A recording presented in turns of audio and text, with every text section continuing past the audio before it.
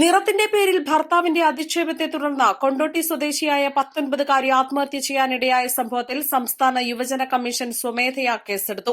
മലപ്പുറം ജില്ലയിൽ നടന്ന യുവജന കമ്മീഷൻ അദാലത്തിലാണ് ചെയർമാൻ എം ഷാജർ ഇക്കാര്യം അറിയിച്ചത്.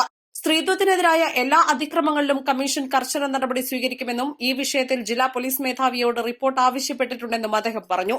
സ്ത്രീത്വത്തെ നിരന്തരമായി വാർത്താ ചാനലുകളിലൂടെ അപമാനിക്കുകയും സ്ത്രീവിരുദ്ധ പൊതുബോധ നിർമ്മിതിയിൽ പങ്കുവഹിക്കുകയും ചെയ്യുന്നതായി ചൂണ്ടിക്കാട്ടി രാഹുൽ ഈശ്വറിനെതിരെ നടപടി സ്വീകരിക്കണമെന്നാവശ്യപ്പെട്ട് വനിതാ കമ്മീഷൻ നൽകിയ പരാതിയിലും യുവജന കമ്മീഷൻ കേസെടുത്തു. അതിജീവിതകളെ ചാനൽ ചർച്ചയിൽ അപമാനിക്കുന്ന പാനലിസ്റ്റുകളെ ചർച്ചയിൽ പങ്കെടുപ്പിക്കരുതെന്ന് കമ്മീഷൻ നിർദ്ദേശിച്ചു. ലൈംഗികാതിക്രമം നേരിടുന്നവരെക്കുറിച്ചുള്ള ചർച്ചകളിൽ വ്യക്തമായ മാർഗനിർദ്ദേശം പുറപ്പെടുവിക്കണമെന്നും സൈബറിടങ്ങളിൽ സ്ത്രീകളെ അധിക്ഷേപിക്കുന്നവർക്കെതിരെ കർശന നിയമ നടപടി സ്വീകരിക്കണമെന്നും കമ്മീഷൻ ആവശ്യപ്പെട്ടു. കോട്ടയ്ക്കലിലെ ബഡ് സ്കൂളിൽ നിന്നും ഭിന്നശേഷിക്കാരിയായ പെൺകുട്ടിയെ പുറത്താക്കിയ വിഷയത്തിൽ യുവജന കമ്മീഷൻ ഗൌരവമായി ഇടപെടും. മഞ്ചേരി NSS കോളേജിൽ കോളേജ് യൂണിയൻ തെരഞ്ഞെടുപ്പിൽ മത്സരിച്ചതിന്റെ പേരിൽ NCC കേഡറ്റിനെ പുറത്താക്കിയ സംഭവത്തിലും കമ്മീഷൻ വിശദീകരണം തേടി.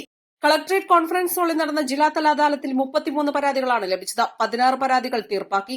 17 പരാതികൾ അടുത്ത സിറ്റിംഗിലേക്ക് മാറ്റിവെച്ചു. യുവജന commission chairman M Shajar, commission അംഗങ്ങളായ P Shabeer, P Randeep, administrative officer Joseph Skaria, assistant P Abhishek എന്നിവർ പങ്കെടുത്തു. East Live, Malappuram.